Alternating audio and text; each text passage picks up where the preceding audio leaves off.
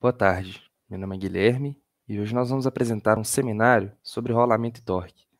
Seminário que foi proposto pela nossa professora Fernanda Tátia Cruz, que ministra a disciplina de Física 1 no curso de Engenharia de Computação na Universidade Federal de Ouro Preto, no campus ICEA de João Malevade. Os integrantes do grupo são Estevão da Silva Pinto, Guilherme Almeida Honorato e Lucas Afonso Caetano de Miranda.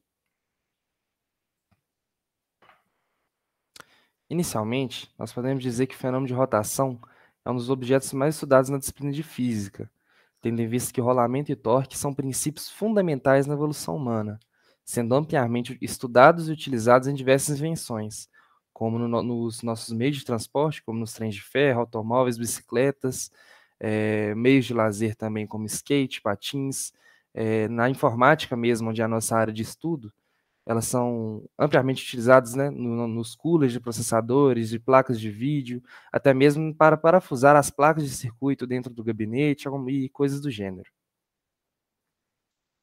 Inicialmente, nós estudamos o rolamento como um movimento suave, em que a roda ela vai estar em contato com uma superfície, onde ela não quica, onde ela não derrapa e onde não ocorre nenhuma outra adversidade. Cada ponto no objeto de rolagem ele tem uma dinâmica diferente. Nós podemos observar claramente nessa figura 1 o nosso ponto externo e um ponto interno. O ponto externo ele gera um movimento que está caracterizado, né, por essa parábola vermelha, por esse conjunto de parábolas, né, essa sequência de parábolas, e o nosso ponto central ele está caracterizado por essa linha paralela à superfície, essa linha laranja.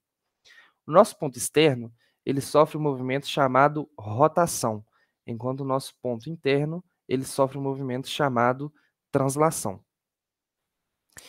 Nós podemos observar na figura que o movimento de rotação, se for projetado na superfície em azul, ele vai nos dar uma certa distância de que ele foi percorrido. Nesse caso, quando o ponto externo do rolamento toca ao chão até ele se tocar de novo, a gente vai ter um movimento completo da nossa superfície de rolagem. Tendo em consideração esse fato, a gente pode considerar que o deslocamento vai ser igual à circunferência total do nosso objeto estudado. No caso, a gente tem que a fórmula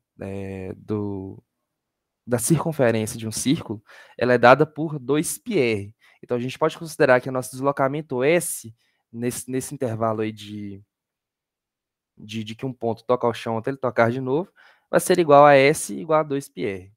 Tendo em consideração que o R seria o raio do nosso objeto de rolamento.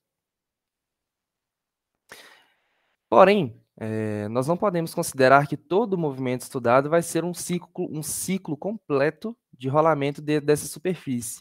Então, a gente pode considerar que a distância percorrida ela vai ser sempre igual a θr, sendo θ o ângulo que será deslocado, né? O ângulo de deslocamento da nossa superfície de rolagem, vezes o raio. E para a gente ter uma fórmula de velocidade, para a gente mensurar a velocidade desse objeto, a gente teria que dividir o deslocamento pelo intervalo de tempo. Sendo assim, a gente tem essa fórmula de ds sobre dt, que seria a variação do deslocamento, variação da distância percorrida dividido pelo tempo. A gente tem que o nosso S ele vale θr. Então, a gente teria r vezes d vezes θ sobre dt, obtendo assim a nossa velocidade de centro de massa, que seria igual a ômega-r. Então, agora, né, o rolamento ele sendo uma combinação de rotação e translação. O processo de rolagem ele nada mais é do que a soma do movimento de rotação pura com o movimento de translação pura. A gente pode observar aí na figura A que estão destacados dois pontos aí numa velocidade igual à velocidade de centro de massa, que é igual à velocidade ômega-r, que estão sofrendo, né, o movimento de rotação aí. Na letra B, esses três pontos estão sofrendo movimento de translação e também possuem velocidade igual ao centro de massa. E na letra C, a gente tem a somatória desses vetores de velocidade, sendo que na figura A e figura B, os pontos inferiores eles são de mesmo valor, porém de sentidos opostos. Então, quando eles são somados, eles resultam em zero. o ponto central da figura A aí, que é o ponto O, ele tem um vetor, o vetor dele está inexistente, né? Ele tem, não está sendo apresentado, né? Ele é igual a zero. E na figura B a gente tem o movimento de translação do ponto central, tendendo para a direita, né? Sendo igual à velocidade do centro de massa. E no ponto superior, no ponto T de ambas as figuras, elas têm a mesma direção e mesmo valor. Logo, elas se multiplicam por 2, né? Porque uma somada à outra, né, é igual a 2 vezes a uma delas. Portanto, a velocidade do ponto T no movimento de rolagem é igual a 2 vezes a velocidade do centro de massa, que é igual a 2 vezes ômega-r, e o ponto central é igual à velocidade do centro de massa, que no caso seria ômega-r. Agora o rolamento, ele sendo uma rotação pura. Aí a gente tem o nosso objeto, né, de rolagem aí, com alguns vetores destacados, que nada mais são do que justificativas, né, é, para o nosso processo de soma de rotação com translação. Cada vetor aí, ele nada mais é do que a soma da velocidade linear do movimento de translação com a soma da velocidade angular no movimento de rotação. Logo eles, né, quando eles estão ligados, vocês podem observar aí, né, que todos as três curvas, né, ela tem centro P, fazendo com que, assim, se fôssemos calcular a velocidade no ponto superior, ela seria igual à velocidade como a gente calcularia antes, né, que é a velocidade igual a ômega r. Porém, a gente tem que o raio, né, levando em consideração o ponto P, que seria o nosso eixo de rotação, ele teria o valor para ser calculado de P até o ponto O e do ponto O até o ponto T, sendo assim seriam 2R, né? Então seria ômega vezes 2R, que no caso a velocidade final seria igual a 2 vezes a velocidade do centro de massa, já que ômega R é a nossa velocidade do centro de massa. E ômega seria a nossa velocidade angular aí, né? A energia cinética do rolamento nada mais é do que a inércia rotacional em torno de um eixo de rotação, que passa por um determinado ponto. Já a inércia rotacional é a propriedade de qualquer objeto que possa ser rolado. É um valor escalar, que mostra o quão complicado é mudar a velocidade de rotação dos objetos em volta de um determinado eixo de rotação já pré-determinado. O teorema de Stern ele é utilizado para poder calcular a inércia rotacional. A mesma pode ser determinada através da soma entre o momento de inércia sobre o centro mais a massa do corpo multiplicado pela distância entre os dois eixos elevado ao quadrado. Atrito. O atrito é uma força que se opõe ao movimento dos corpos. Ela pode ser diferenciada em duas, que são a força de atrito estático e a força de atrito cinético. Atrito estático é a força que atua sobre o objeto quando ele ainda está em repouso, dificultando ou então até mesmo impossibilitando que ele movimente-se. A mesma pode ser calculada através da multiplicação entre a força normal e o coeficiente de atrito entre as superfícies. Já a força de atrito cinético é uma força que surge em oposição ao movimento de um objeto, cujo está se movendo. A mesma é determinada pela força normal multiplicada pelo coeficiente de atrito cinético entre as duas superfícies. Para saber o que é rolamento, primeiro temos que saber a diferença de rolamento e deslizamento. Quando falamos de rolamento,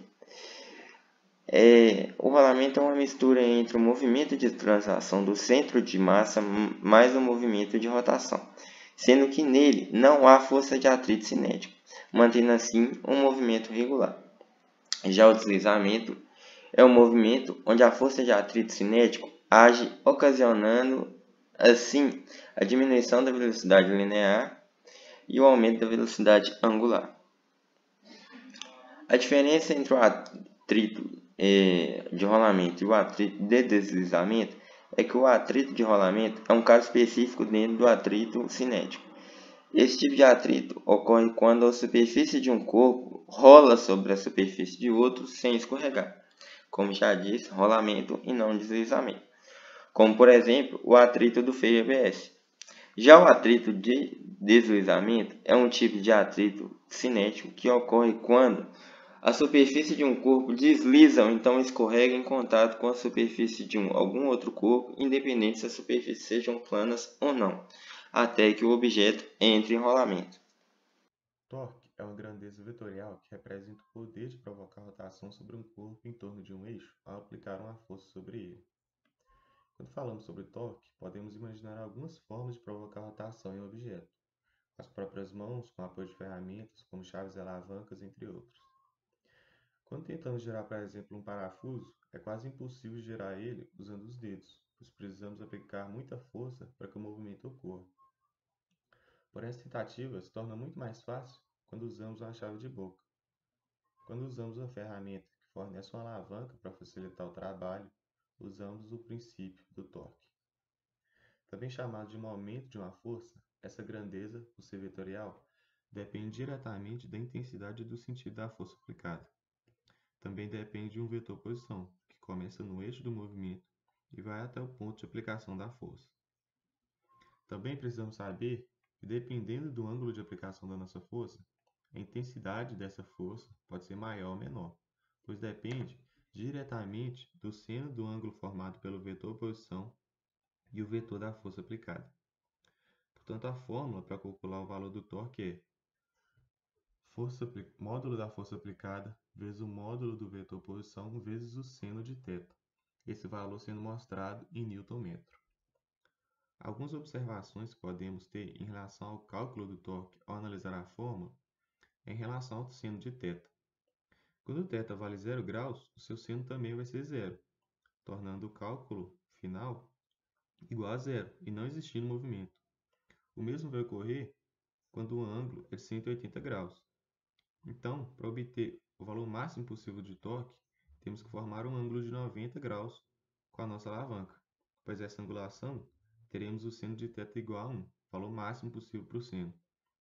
Isso ocorre tanto no sentido anti-horário do círculo trigonométrico quanto no sentido horário.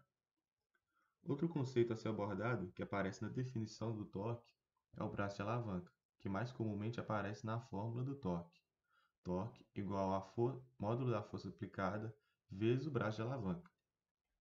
Esse braço de alavanca é a distância entre o eixo de apoio do movimento até a linha de ação que a força F está contida.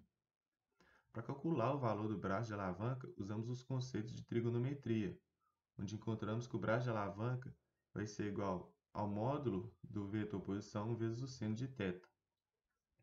A diferença ao usar essa definição de torque, quando o braço de alavanca é citado, é que geralmente se ignora o valor do ângulo θ, deixando a entender que o ângulo de aplicação é o que configura o torque máximo em relação ao ângulo.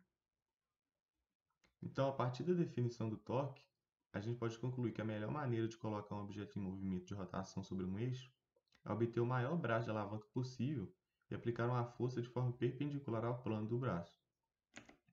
É por esse motivo que, por exemplo, as portas têm as suas maçanetas no extremo oposto, onde as dobradiças encaixam no batente. Quando tentamos empurrar uma porta muito próxima das suas dobradiças, uma força muito maior tem que ser necessária para iniciar o movimento. Outro exemplo interessante é o de uma gangorra em equilíbrio, onde a distribuição de peso e distância do centro faz toda a diferença. Para que haja equilíbrio na gangorra, a soma dos torques de ambos os lados tem que ser zero.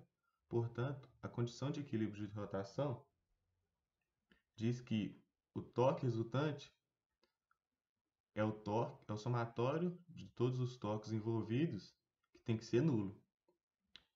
Nesse exemplo, duas crianças estão brincando em uma gangorra, uma de massa de 40 kg e outra de massa menor. A criança de massa maior está a 1 metro do eixo de apoio, enquanto a de menor está a 2 metros de distância. Então, qual que tem que ser o peso da criança menor para que haja equilíbrio? Nesse caso, a gente tem que analisar o sentido dos torques para que o somatório se anule. Considerando que a criança de massa maior tende a mover a gangorra no sentido anti-horário, o seu torque é positivo, e o da criança menor, negativo, pois tende a mover no sentido horário. Então, realizando o cálculo do somatório do torque que tem que ser nulo, a gente vê que o torque 1 menos o torque 2 tem que ser igual a zero. Realizando esse cálculo, a gente chega num valor de 200 newtons. E calculando o peso da criança, a gente vê que ela tem que ter 20 quilos. Esse exemplo de condição de equilíbrio de rotação vale também para o exemplo da porta. Se uma porta está entreaberta e duas pessoas aplicam a força, tanto para fechar quanto para abrir, de ambos os lados, e essa força for igual, a porta vai ficar em equilíbrio e não vai se mover. Outro exemplo muito famoso de torque é em relação a motores. Nos automóveis, podemos ter informação do torque do motor. Mas como é que isso se aplica? Bom, basicamente, o motor a combustão transforma a energia química dos combustíveis em energia cinética. Existe dentro do motor do carro uma parte chamada pistão, que é empurrada para baixo e puxada para cima diversas vezes por minuto, em conjunto, quando o combustível é queimado. E é esse movimento oscilatório na vertical que garante o torque do motor ao movimentar uma manivela, chamada virabrequim, em torno do eixo do motor, que daí transmite o movimento para as rodas. O torque de um motor é muito evidente quando se precisa de força em um veículo, como por exemplo ao subir uma ladeira carregando muito peso, como nos ônibus e caminhões. Quanto mais se pisa no acelerador, mais combustível é injetado no motor e mais vezes o sistema todo vai rotacionar para gerar mais torque, podendo ser usado para atingir altas velocidades ao longo de um período ou mais força para vencer a gravidade e subir ladeiras carregando peso.